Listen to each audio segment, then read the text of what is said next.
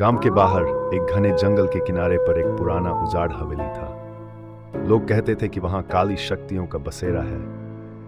हवेली की खिड़कियों से कभी भी रहस्यमयी लाल रोशनी दिखाई देती और अजीबोगरीब आवाजें सुनाई देती। गांव के एक युवक अर्जुन को इन बातों पर विश्वास नहीं था। वह इन कहानियों को सिर्फ डराने की बातें मानता था। एक रात दोस्तों के कहने पर उसने तय किया कि वह हवेली में जाकर सच का पता लगाएगा। उस रात अमावस्या थी। अर्जुन ने अपने हाथ में एक टॉर्च और गले में भगवान की मूर्ति पहन रखी थी। जैसे ही वह हवेली के पास पहुंचा, उसे वहां अजीब सी ठंड महसूस हुई। हवेली में घुसते ही उसकी टॉर्च अचानक बंद हो गई। अंदर घुप अंधेरा था, लेकिन वह साहस जुटाकर आगे बढ़ा। हवेली के अंदर हर कोने से उसे किसी के धीरे धीरे फुसफुसाने की आवाजें सुनाई दे रही थीं।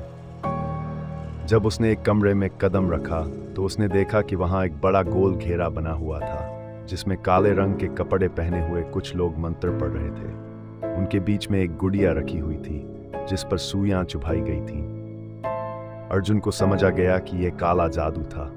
उसने तुरंत वहां से भागने की कोशिश की, लेकिन जैसे ही उसने दरवाजे की ओर कदम बढ़ाया, हवा में अचानक जोरदार हंसी गूंजी। दरवाजा अपने आप बंद हो गया। वह डर के मारे चिल्लाने लगा, लेकिन उसकी आवाज दब गई। तभी उन लोगों में से एक ने उसकी ओर देखा।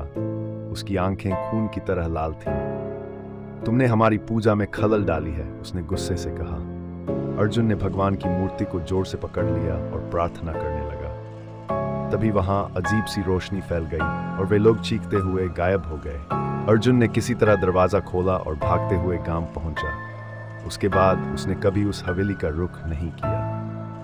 लेकिन लोग कहते हैं कि जो भी वहां गया, वो या तो कभी लौट कर नहीं आया या फिर पागल हो गया।